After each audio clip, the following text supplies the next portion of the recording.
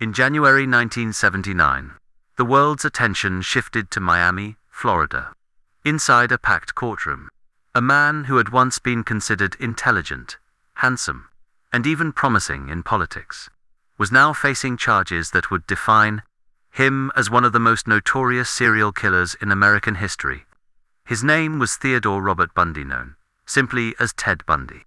Bundy had been arrested years earlier, connected to a string of brutal assaults and murders across multiple states. But what shocked the public wasn't only the savagery of his crimes. It was the way he carried himself, articulate, confident, and strangely charismatic. Bundy was unlike any criminal the nation had seen before.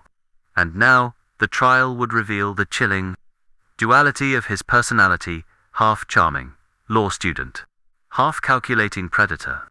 The trial centered on the Chi Omega sorority murders.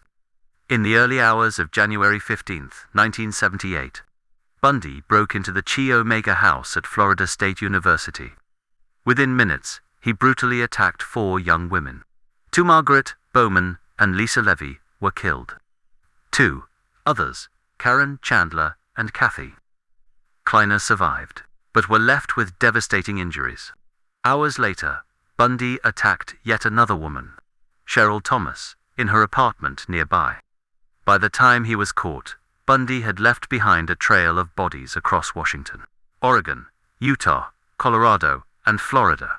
Authorities suspected he was responsible for more than 30 murders. Yet, when his trial began, Bundy refused to fade into the background as a silent defendant. Instead, he took center stage. Most defendants rely on their lawyers. Bundy did something different. He insisted on representing himself. He had studied law briefly in Utah, and though far from an attorney, he believed he could outsmart the system.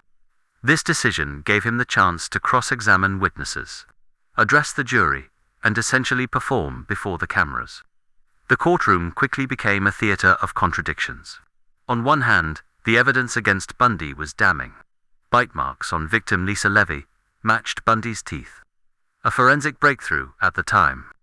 Witnesses placed him near the scene, and his violent history was impossible to ignore.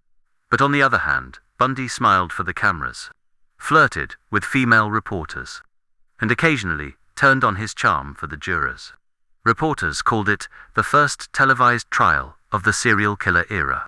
Millions watched as Bundy appeared confident and composed, even while accused of unimaginable brutality. To some, he seemed disturbingly normal proof that evil could wear a mask of charm. To others, his self-representation was nothing more than arrogance, a desperate attempt to control the narrative. Still, the chilling reality was clear. Ted Bundy had turned a murder trial into his own stage show. As the trial progressed, Bundy used every opportunity to manipulate the proceedings. He cross-examined police officers, challenging their credibility. He dissected forensic evidence, sometimes making valid points, other times twisting facts to confuse the jury.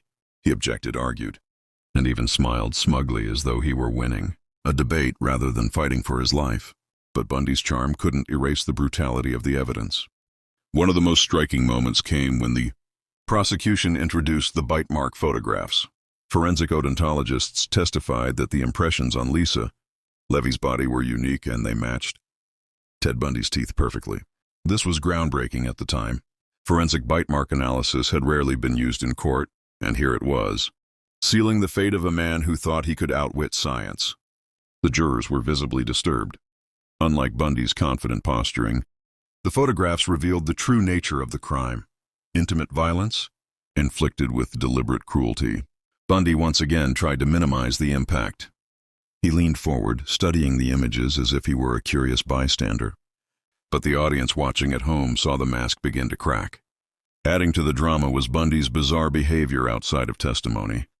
During the trial, he proposed marriage to his former girlfriend, Carol Ann Boone, in the middle of court. Because of an obscure Florida law at the time, a declaration of marriage made before a judge was considered legally binding. Boone accepted, smiling, while Bundy stood accused of murdering women only feet away. The public was stunned. How could a man on trial for such savage crimes manage to charm someone into marrying him? The answer lay in Bundy's ability to manipulate, to present himself as misunderstood. even victimized. For Boone, Bundy wasn't a killer, he was a man unfairly accused. But for the victims' families, watching this spectacle unfold was agony. Meanwhile, prosecutors built their case meticulously. Witnesses described Bundy's suspicious presence around the Chi Omega house that night. Survivors gave harrowing testimony, and every detail painted Bundy not as a misunderstood man, but as a predator who thrived on control and violence. Outside the courtroom, crowds gathered daily. Some came to condemn him. Shockingly, others, mostly young women, came to admire him. They wore their hair parted in the middle, just like Bundy's victims, and claimed he was too handsome to be guilty. The phenomenon baffled psychologists and horrified the nation. In reality, Bundy had manipulated everyone around him for years, friends, lovers, even law enforcement. But the trial was peeling away that facade. For the first time, the world was watching the mask of charm collide with the truth of brutality. By the summer of 1979, the trial reached its climax. After weeks of testimony, the evidence was undeniable. The jury deliberated for less than 7 hours before returning with a verdict: guilty on all counts. When the sentence was announced, death in the electric chair, Bundy's mask slipped briefly. His charm evaporated, replaced by visible anger. Yet moments later, he regained composure, smiling again as though the verdict didn't matter. To Bundy, appearances were everything, even in the face of death. But this was only the beginning of his legal downfall. Bundy faced another trial, this time for the murder of Kimberly Leach, a 12-year-old abducted in 1978. Again, Bundy tried to manipulate the system, but the evidence was overwhelming. He was convicted and sentenced to death once more. In the years that followed, Bundy remained on death row in Florida, appealing his convictions, granting interviews, and confessing to more murders. By the end, he admitted to killing more than 30 women, though experts believe the true number may have been higher. The trial of Ted Bundy was more than just a legal proceeding. It was a cultural turning point. It revealed how a killer could hide behind charm, how the media could amplify that facade, and how justice could prevail despite manipulation. It was the first time America truly saw a serial killer, not as a monster in the shadows, but as a man who looked disturbingly normal. On January 24, 1989, Ted Bundy was executed in Florida's electric chair. Outside the prison, crowds cheered, holding signs that read, "Burn, Bundy, burn." For many, it was justice served. For others, it was a chilling reminder of how easily evil can disguise itself. Bundy's trial remains a cautionary tale. It showed the dangers of underestimating charm, the power of forensic science, and the resilience of victims' families in the face of unimaginable pain. Most of all, it unmasked the illusion Bundy had crafted for so long, the illusion of innocence cloaked in charisma.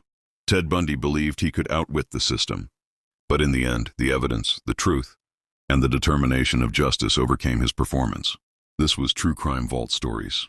Stay safe and stay curious.